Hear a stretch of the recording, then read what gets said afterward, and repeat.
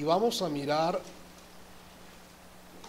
cómo en el llamamiento que Dios hizo a su profeta se nos muestran primero dos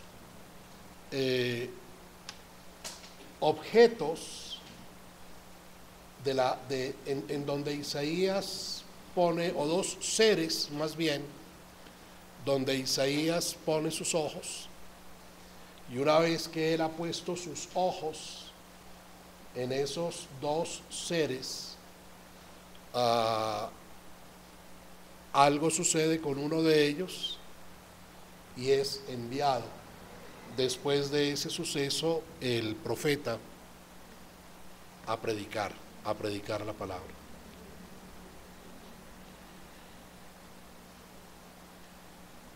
La situación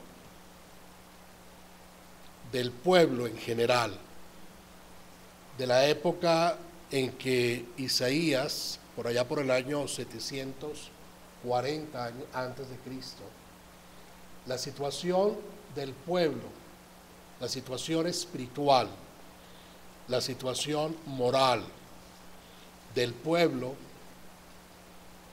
no era para nada diferente de nuestra propia situación de hoy.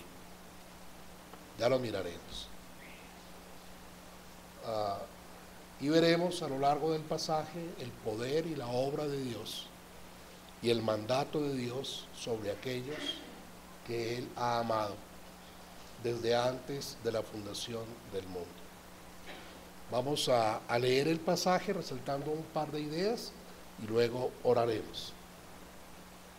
Note usted que primero nos enfoca en el hecho histórico. Dice: en el año en que murió el rey Usías, vi yo al Señor sentado sobre un trono alto y sublime, y sus faldas llenaban el templo. Una vez que nos ha ubicado en el hecho histórico, en el año en que murió el rey Usías, Isaías lleva nuestros ojos a Dios. A Dios. Vi yo al Señor sentado sobre un trono alto y sublime, y sus faldas llenaban el templo. Por encima de él había serafines, cada uno tenía 6 alas. Con 2 cubrían sus rostros, con 2 cubrían sus pies, y con 2 volaban. Y el uno al otro daba voces diciendo: Santo, santo, santo, Jehová de los ejércitos, toda la tierra está llena de su gloria. Y los quiciales de las puertas se estremecieron con la voz del que clamaba, y la casa se llenó de humo. Una vez que Isaías en esa visión, Dios ha puesto los ojos de Isaías en sí mismo, en Dios, en su gloria, ahora lleva sus ojos hacia sí mismo.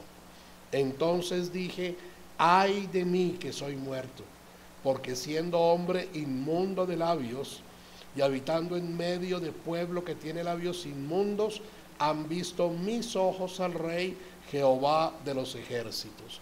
Y luego viene una acción de Dios sobre Isaías: y voló hacia mí uno de los serafines, teniendo en su mano un carbón encendido, tomado del altar con unas tenazas, y tocando con él sobre mi boca dijo: he aquí que glorificamos, te adoramos, Señor, te damos gracias por la obra de tu Hijo Jesucristo en la cruz. Te damos gracias porque Él cargó sobre sí nuestro pecado, porque nos justificó delante de ti, Señor. Te damos gracias porque hoy podemos venir delante de tu presencia y hemos por Cristo sido declarados justos, Padre. Padre, te rogamos que no nos veas a nosotros indignos, pecadores, sino que lo hagas a través de tu Hijo Jesucristo, el Santo Señor. Padre, gracias por tu amor, gracias por tu gracia. Que tu Espíritu Santo nos acompañe ahora, Señor, que tu palabra nos edifique, Padre de los cielos. Lo rogamos en Cristo Jesús. Amén. Como decía, hermanos, el contexto moral en el año en que murió el rey Usías, cuando el profeta Isaías es llamado a servir como profeta, el contexto moral era terrible. No, para hacernos una idea del contexto moral en que vivía para esa época Israel, simplemente revisemos nuestro propio contexto moral. Para aquella época había idolatría a unos niveles absolutamente insospechados, hermanos. La idolatría en aquella época era de tal nivel que los papás sacrificaban en hornos de fuego a sus hijos para ofrecerlos a los dioses que ellos adoraban. Imagínese usted a un papá, a una mamá cuyo corazón ha caído en tal idolatría que es capaz de ir a un culto en el que había un horno enorme con la figura del Dios a quien ellos adoraban, y esa figura, ese horno tenía unos canales en forma de brazos, unos canales, y el niño se depositaba en esos canales para que rodara por esos canales que terminaban en un horno de fuego, en un horno de fuego. ¿Qué papá, qué mamá puede siquiera imaginarse las quemaduras de ese bebé rodando por unos brazos de metal que han sido calentados a altísimas temperaturas y cayendo en fuego? Era tal la idolatría que personas estaban haciendo esto. Y eso no se aleja de nuestra propia realidad, hermanos. No se aleja de nuestra propia realidad. Quizá hoy nosotros no estemos entregando a nuestros hijos en esos hornos de fuego, pero no quiere decir que no nos movamos en medio de una sociedad altamente idólatra. A donde nosotros miremos hay gran idolatría. Tenemos ídolos en la política, tenemos ídolos en la farándula, tenemos ídolos en los deportes, tenemos hasta ídolos entre personas que violan la ley. Una de las series más vistas por internet tiene que ver con Pablo Escobar Gaviria. La gente está enloquecida viendo y exaltando los grandes logros de Pablo Escobar Gaviria. Otros tienen sus ojos puestos en el gobierno, otros tienen sus ojos puestos en las charlas de La Habana, otros ponen sus ojos en los grandes desarrollos científicos. Vivimos en medio de una sociedad en la que la idolatría es absolutamente impresionante, hermanos, y nosotros mismos, los creyentes, los evangélicos, hemos de revisar en nuestro corazón para saber si estamos cayendo en idolatría, idolatrando, por ejemplo, a nuestro pastor, idolatrando a otros pastores. Hay pastores que van tomando ciertas modas en internet, y personas que pareciera que el Señor no es suficiente si no están escuchando a tal o cual pastor. Y de lo que podría ser una persona usada por el Señor para instruir a su pueblo, para edificar a su pueblo, se pierde toda validez, porque caemos en idolatría hacia ciertas personas. Los creyentes podemos tener como Dios al dinero. los creyentes podemos tener como Dios al estudio, apartando nuestros ojos de nuestro Señor y de nuestro Salvador. El contexto moral, hermanos, en que nos estamos moviendo es desastroso. Ya tenemos aprobado el matrimonio entre homosexuales. Se ha aprobado también que no se pueda hacer referencia a ellos, porque entonces hay una ley que nos acusará por hacer discriminación. Estamos a las puertas, hermanos, de que se apruebe la adopción de niños por parejas del mismo sexo. Una inmoralidad absoluta, hermanos.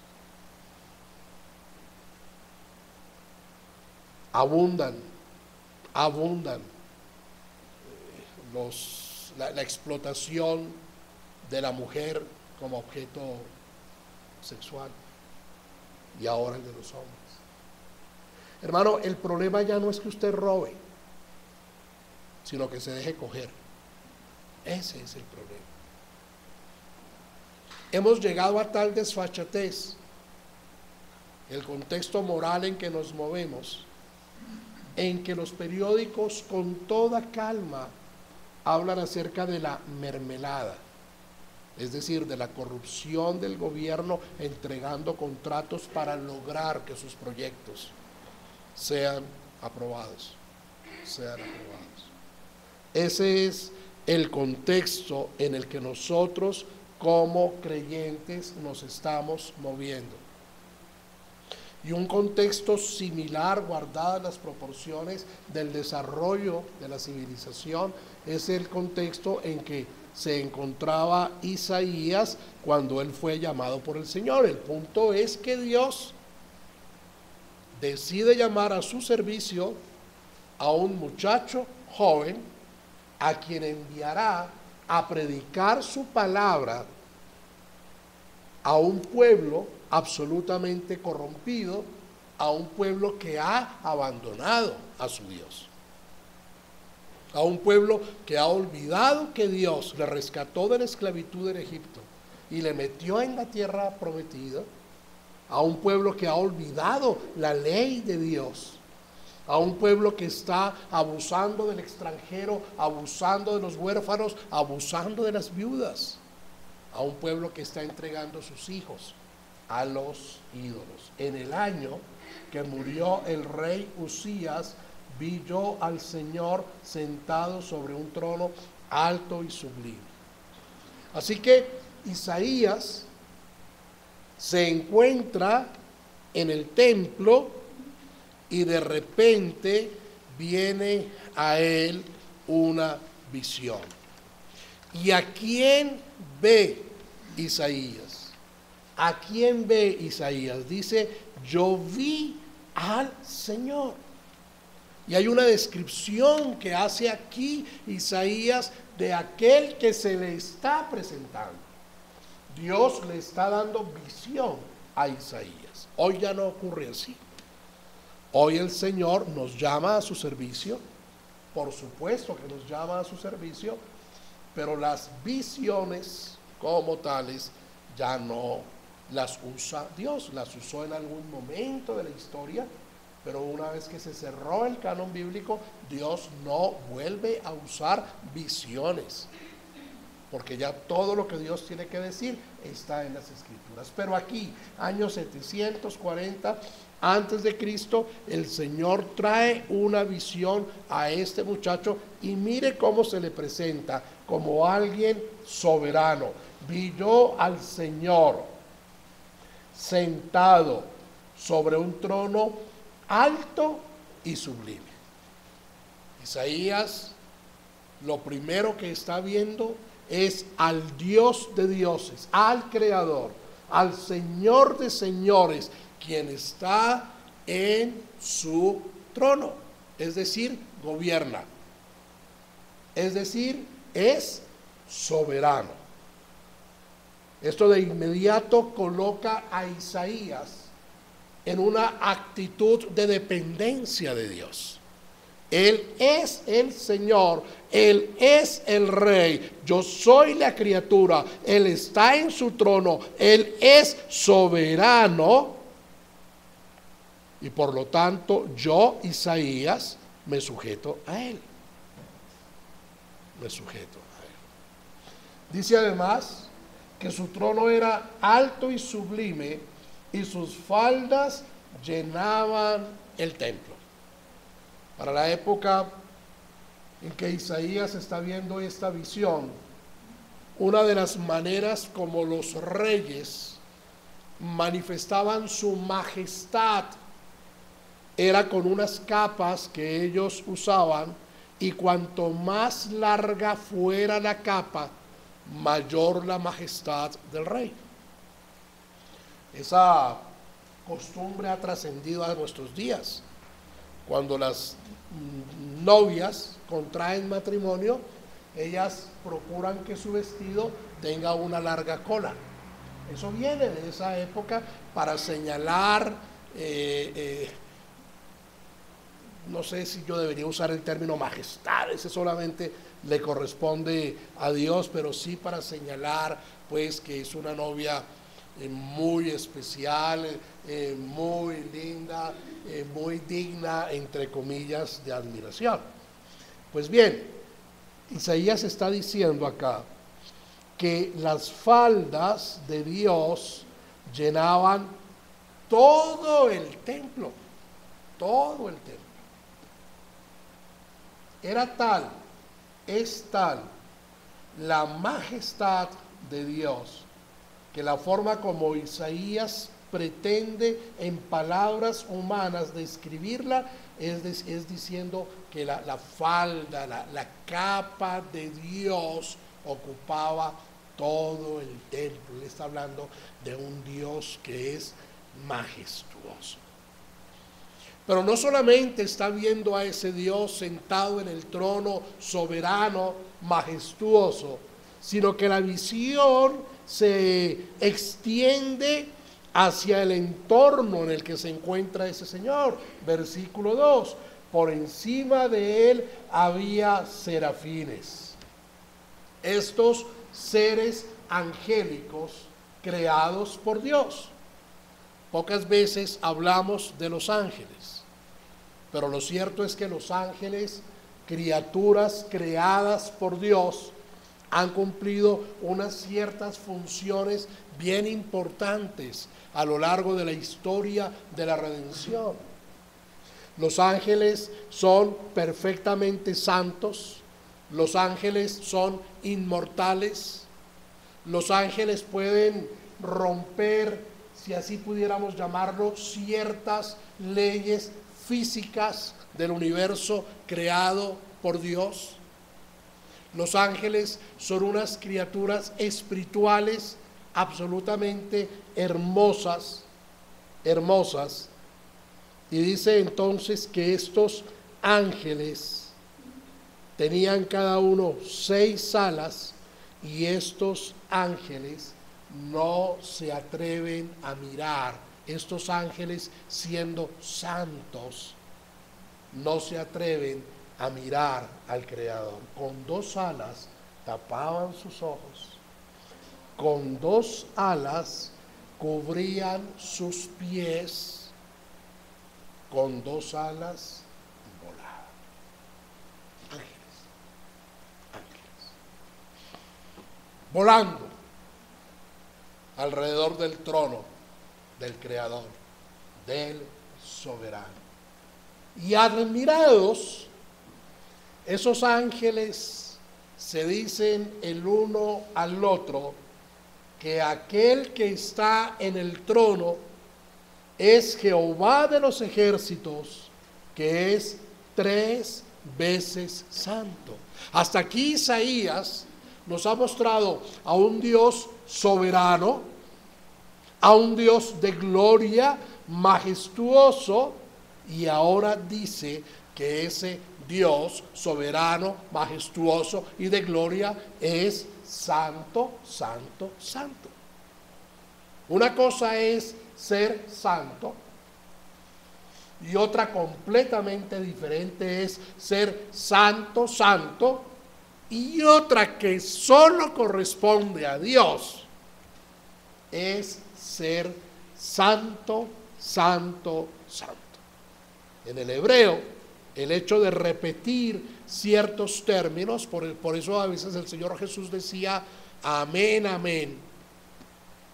En el hebreo, el hecho de repetir ciertos términos reclama del lector o de quien está escuchando que preste gran atención a lo que se está diciendo, que se está diciendo algo muy especial o se está escribiendo algo muy especial a lo que se quiere llamar de manera muy importante la atención de quien escucha o de quien lee. Pero además de eso, repetir por 3 veces en este caso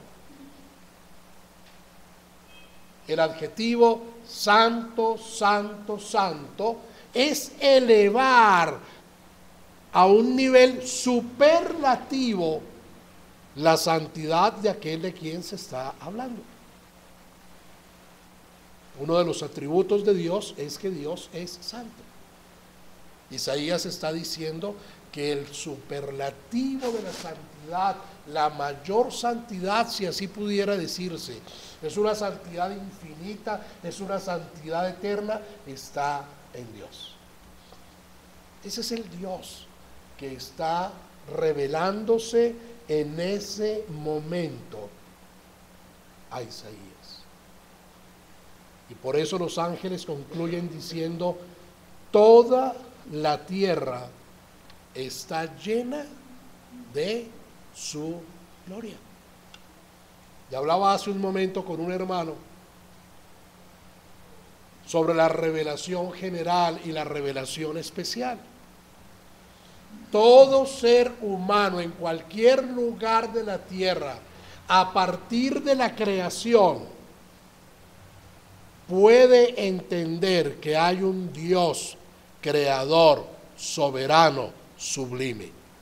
A eso llamamos la revelación general.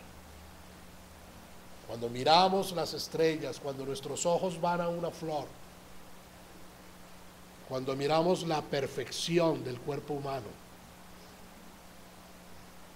cuando nos adentramos en las características del agua, cuando nos gozamos del oxígeno que respiramos, a cualquier lugar de la creación, a donde vayan nuestros ojos, esa creación está diciendo: hay un creador. Hay un creador. Se está manifestando la gloria de Dios. Aún en este mundo caído se manifiesta la gloria de Dios. Versículo 4. Y los quiciales de las puertas se estremecieron con la voz del que clamaba, y la casa se llenó de humo. Entonces Isaías ha visto al Rey de Reyes, al Señor de Señores, al Dios de dioses, al Creador. Y eso es lo que sucede en la vida de un ser humano cuando por la gracia de Dios el Espíritu Santo obra en esa persona para traerle a la fe en Cristo. Mientras un ser humano no sea objeto de la obra del Espíritu Santo, que por el amor del Padre le regenerará para nueva vida, esa persona jamás podrá apreciar ni admitir la gloria del Creador. Por eso algunos hablan de la evolución. Están cegados. No pueden entender ni comprender que hay un Creador. Entonces prefieren decir y creerle a Darwin, afirmando que ha habido una evolución de las especies. Por eso otros prefieren afirmar y creer que nosotros somos el resultado de no sé qué movimientos, de no sé qué alienígenas y marcianos. en vez de creer que hemos sido creados por Dios. Una persona que no ha recibido la gracia de Dios no puede entender que Dios es soberano, que Dios es sublime, que Dios es santo. No lo puede entender, no lo puede ver, porque para eso se necesita que Dios mediante el Espíritu Santo haya obrado en ella. Pero además de eso, una persona que no ha sido objeto del amor de Dios no puede verse a sí mismo conforme a su propia realidad. Todo aquel que no cree en Cristo como Señor y Salvador, que no ha sido objeto de la bondad, de la gracia de Dios, se ve a sí mismo como perfecto, como que está en lo correcto. Yo robo, pero es que así es la sociedad. Si no robo yo, robo a otro. Yo adultero, pero es que si yo no adultero me le quedo a mis amigos. Si yo no adultero, mi mujer va a pensar que soy un incapaz. Hoy se mira con admiración la inmoralidad y se promueve la inmoralidad sexual. Y quien no ha sido objeto del amor de Dios no entiende y no puede comprender que eso le está llevando a muerte. Se ve a sí mismo como el galán, como el conquistador.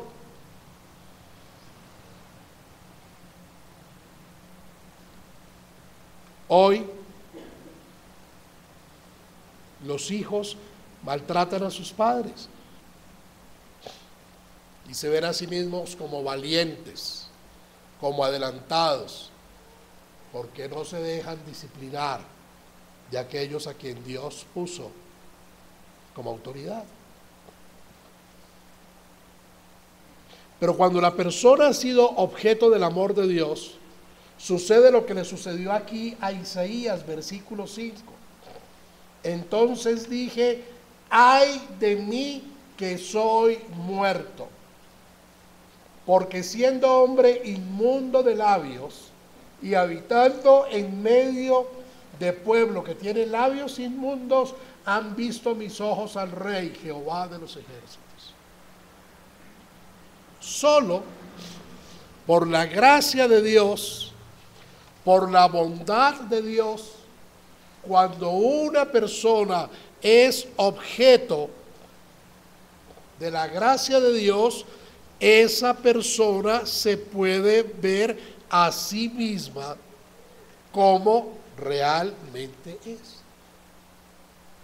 Pero porque ha sido alumbrada por la luz de Cristo. Porque se puede, si pudiéramos decirlo de esa manera, contrastar.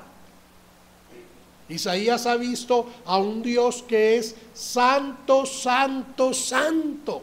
A un Dios que está separado de este mundo pecaminoso, a un Dios en quien no hay la menor traza de pecado ni de inmoralidad. Ahora que ha visto a este Dios que es santo, santo, se mira a sí mismo y entonces dice, ay de mí, que soy muerto.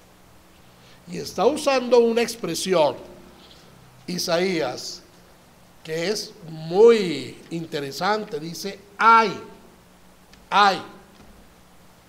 Ay, esa expresión ay señalaba en su momento un juicio muy severo de Dios sobre aquel a quien se le aplicaba la expresión ay. Ustedes recuerdan que nuestro Señor Jesucristo en alguna ocasión por varias veces usó el término ay para referirse a los fariseos. Ay de aquellos. Cuando se usaba el término ay, se estaba diciendo que algo muy grave, que un juicio muy severo de Dios vendría sobre aquel de quien se estaba diciendo el ay. Isaías en esta ocasión está diciendo, ay de mí. ¿Por qué? ¿Por qué ay de mí? Porque soy muerto. ¿Por qué soy muerto?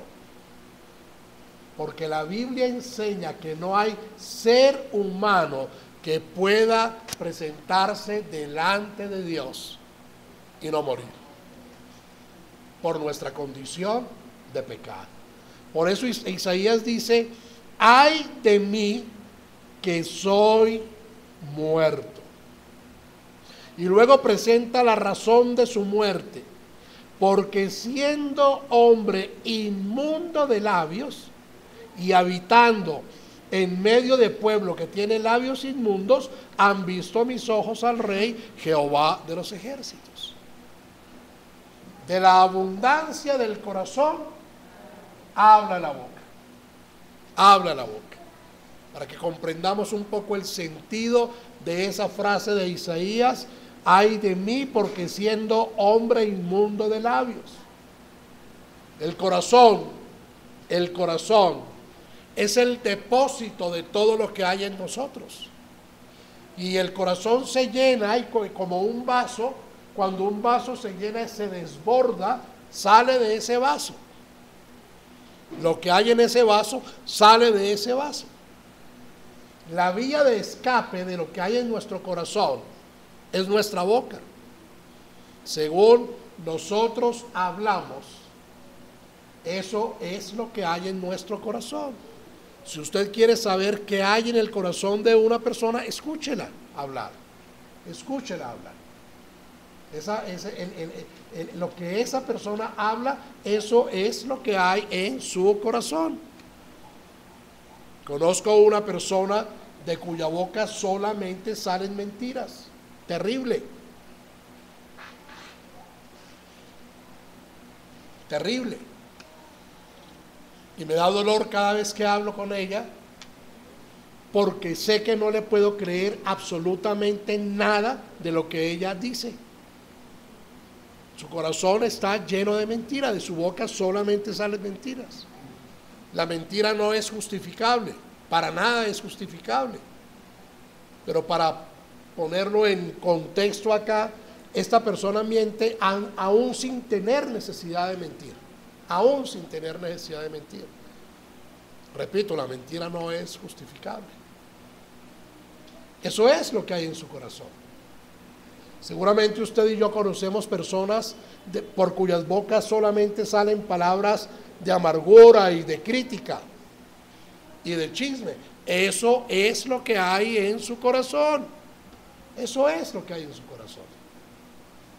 De la abundancia del corazón, dijo el Señor Jesucristo, habla la boca.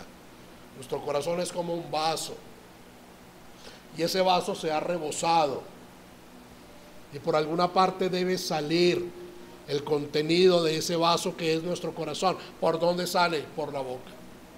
Por eso Isaías está admitiendo acá su condición de pecador. Entonces dije, ay de mí que soy muerto, porque siendo hombre inmundo de labios. Isaías está reconociendo que su corazón es un corazón inmundo delante de Dios, que su corazón es un corazón pecador, que su corazón es un corazón que necesita ser redimido. Y agrega una segunda razón. Dice él, y habitando en medio de pueblo que tiene labios inmundos. No solamente su corazón es un corazón inmundo, sino que él está viviendo en un entorno como en el que vivimos ustedes y yo hoy, en un pueblo de labios inmundos. Por eso Isaías se duele y afirma que él está muerto. Cuando la persona se da cuenta que es inmunda, que tiene un corazón inmundo, y Dios, mediante su Espíritu Santo, está obrando en ella, la persona reconoce la necesidad de un Salvador. Y es allá a donde el Espíritu Santo lleva a cada persona de quien el Señor ha tenido gracia. Eso sucedió con usted y sucedió conmigo, y quiera Dios que siga sucediendo cada día. Que nosotros delante de Dios nos veamos como pecadores, y reconociendo nuestra condición de pecadores por el Espíritu Santo podamos ir delante de Él y reconocer nuestro pecado. Eso es lo que está haciendo Isaías. Y naturalmente, cuando el Señor inicia la obra en una persona, Él la concluye. Él redimirá a esta persona y la llevará, como dice en Romanos, hasta que esta persona sea glorificada. Por eso dice acá: entonces dije de mí, ay que soy muerto, porque siendo hombre inmundo de labios y habitando en medio de pueblo que tiene labios inmundos. Y aquí está el contraste: han visto mis ojos al Rey Jehová de los ejércitos. Ahí hay un cambio de corazón. Siendo él de labios inmundos, ahora está viendo a Dios soberano, sublime, majestuoso, santo. Y cuando la persona puede ver a ese Dios soberano, sublime, santo, y entiende que ella es inmunda de labios, la persona puede buscar a Cristo para que le otorgue salvación. Entonces, versículo 6: y voló hacia mí uno de los serafines, teniendo en su mano un carbón encendido, tomado del altar con unas tenazas. Y tocando con él sobre mi boca dijo: he aquí que esto tocó tus labios, y es quitada tu culpa y limpio tu pecado. En el Antiguo Testamento y en el Nuevo también, el fuego es un símbolo de limpieza, de pureza, de renovación. Así que aquí en la visión de Isaías hay un serafín que sin duda ha sido enviado por el Padre, y ese serafín hace puros los labios de Isaías. Para que los labios de Isaías sean puros, es necesario que sea puro su corazón. La imagen nos está llevando a que el corazón de Isaías ha sido regenerado. Ha sido regenerado. Dios, mediante su Espíritu Santo, ha regenerado el corazón de Isaías. Él ya no es un hombre de labios inmundos habitando en medio de un pueblo inmundo. Él ahora es un hombre regenerado por la obra del Espíritu Santo, que sigue habitando en medio de un pueblo inmundo. Pero ha sido rescatado, pero ha sido redimido. ¿De qué manera? Note cómo lo explica Isaías.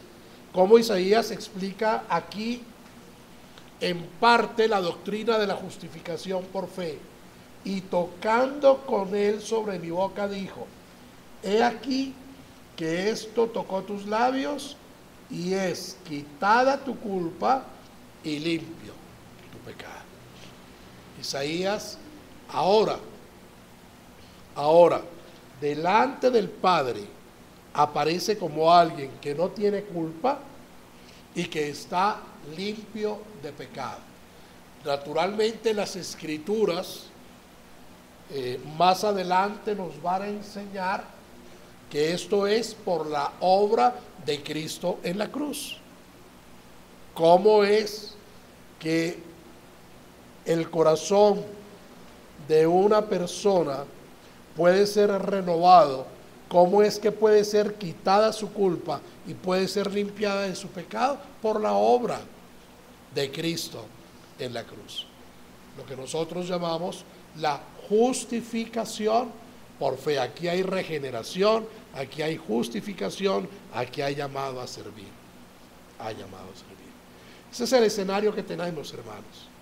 El de un hombre que es llevado delante de Dios, un hombre pecador, viviendo en una sociedad pecadora, que por la bondad de Dios es llevado delante de Dios. Por la bondad de Dios, ese hombre puede apreciar la santidad y la majestad de ese Dios y reconocer que ha pecado contra ese Dios. Y por la bondad de Dios, a ese hombre le es concedido en Cristo el perdón de pecados. Ahora este hombre seguirá viviendo en medio de un pueblo de labios inmundos, igual que sucede con usted, igual que sucede conmigo. Es ahí donde el Señor nos ha puesto. Es ahí. Cuando el Señor nos llamó de nuestro pecado, cuando el Señor nos salvó de nuestro pecado, no lo hizo para sacarnos del mundo. ¿Recuerda usted la oración de nuestro Señor Jesús? La oración sumo sacerdotal. No te pido que los saques, sino que los guardes, que los preserves. Nosotros, los creyentes, vivimos en medio de una sociedad altamente corrupta, hermanos. Eso no podemos perderlo de vista. Pero nosotros, por la gracia de Dios, ya no somos altamente corruptos. Ya no amamos el pecado, ahora odiamos el pecado, aborrecemos el pecado, no queremos pecar contra Dios. Pero Dios no nos va a sacar de esa sociedad, hermanos. Nos va a preservar para que nosotros seamos sal, para que nosotros seamos luz. Por eso aquí en el versículo 8 dice: después oí la voz del Señor que decía: ¿a quién enviaré y quién irá por nosotros? Esto no le recuerda un poco la frase del Señor Jesús allá en Mateo 28, donde Él dice: id a todas las naciones y predicad todo cuanto yo os he enseñado. De alguna manera, para parafrasear y para ilustrar, podríamos decir que usted y yo somos el Isaías. Somos el Isaías, porque el Señor nos ha salvado. Y el Señor está preguntando: ¿a quién enviaré y quién irá por nosotros a predicar el evangelio a todas las naciones? ¿A quién enviaré y quién irá por nosotros para ser sal de la tierra y luz del mundo? ¿A quién enviaré y quién irá por nosotros para anunciar las virtudes de aquel que nos salvó? La pregunta que le quiero plantear: ¿usted está dispuesto a responder como Isaías: heme aquí, envíame a mí? Todos los creyentes, hermano, tenemos el llamado a servir a Dios. Todos. ¿Responderá usted: heme aquí, envíame a mí, conforme a los dones que Dios le ha concedido?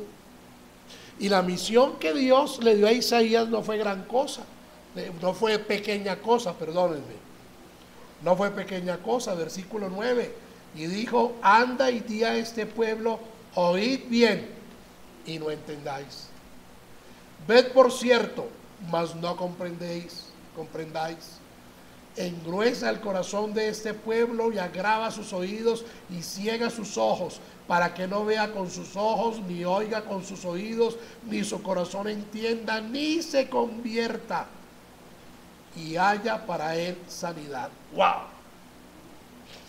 ¿Cómo es que Dios concede de su gracia a este joven, le hace ver su pecado, le hace ver la majestad, la de Dios, la santidad, la de Dios, convierte su corazón? Una vez que ha convertido su corazón, le llama a servir. Y cuando Isaías, por la obra del Espíritu Santo, dice: heme aquí, envíame a mí, este Dios glorioso, poderoso, creador, eterno, inmutable, infinito, este Dios lo manda a que predique para que nadie escuche. Este Dios lo manda para que oigan pero no entiendan, para que vean pero no comprendan, para que su corazón no se convierta. ¿Sabe por qué, hermano? ¿Sabe por qué? Porque es que la salvación solo es de Dios. Solo es de Dios.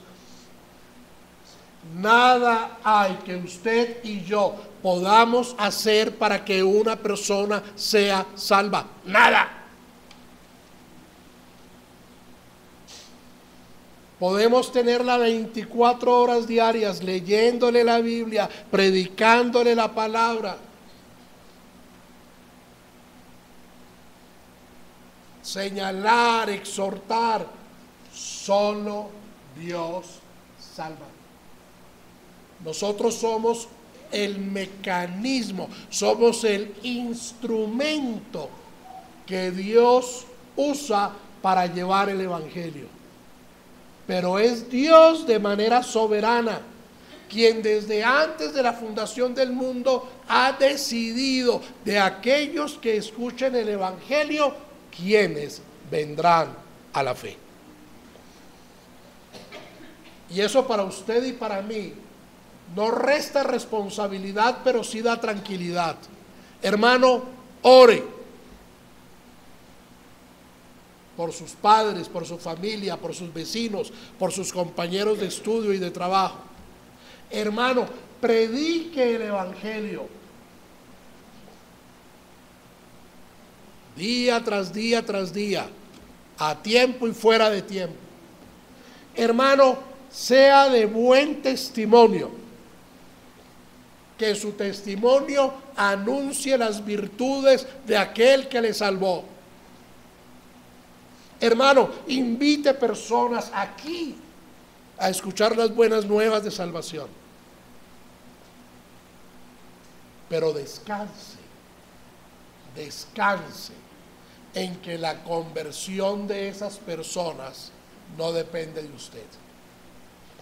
Usted haga el trabajo bien hecho, orando al Señor, dependiendo del Señor, siendo fiel en la presentación de la palabra del Señor, con humildad, con sencillez. Usted haga lo que usted tiene que hacer, hágalo bien hecho, hermano. Sea testimonio a los demás, que su vida sea testimonio a los demás de la obra redentora de Cristo en su vida. Que por donde usted va pasando quede olor a Cristo. Que quienes le conocen noten que usted es diferente porque es cristiano. Predique a tiempo y fuera de tiempo. Pero hermano, la salvación es de Dios. Pregunta aquí en el versículo 11 Isaías: y yo dije, ¿hasta cuándo, Señor? Y respondió él: hasta que las ciudades estén asoladas y sin morador, y no haya hombre en las casas, y la tierra esté hecha un desierto, hasta que Jehová haya echado lejos a los hombres, y multiplicado los lugares abandonados en medio de la tierra. Y si quedare aún en ella la 10ª parte, esta volverá a ser destruida. Pero como el roble y la encina, que al ser cortados aún queda el tronco, así será el tronco. la simiente santa.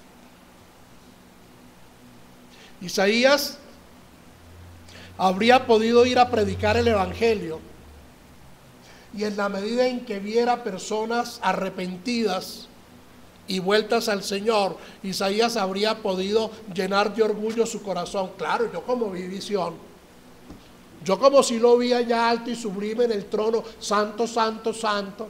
A mí como un ángel sí vino con unas tenazas y me limpió de pecado. Por eso la gente me oye y la gente se convierte. No, no es así. No es así, hermanos. No es así. Aquí hay un llamado a la santidad para usted y para mí. Aquí hay un llamado para usted y para mí, para que reconozcamos de quién viene la salvación, para que reconozcamos por qué necesitamos la salvación, para que respondamos al Padre: heme aquí, envíame a mí. Hoy es 10 de enero. Estamos hasta ahora, seguramente algunos de ustedes, fijando objetivos para este año, ¿cierto? Y la mayoría los incumplimos. La mayoría. Hace un año yo estaba diciendo: voy a bajar de peso. Heme aquí. Bueno, que aquí haya un objetivo que no incumplamos. El Señor nos está llamando a servir, que podamos nosotros, dependiendo de Él, responder: heme aquí. Para predicar el evangelio, hermanos. Para predicar el evangelio. Dependiendo de Dios. Dependiendo de Dios. Oremos.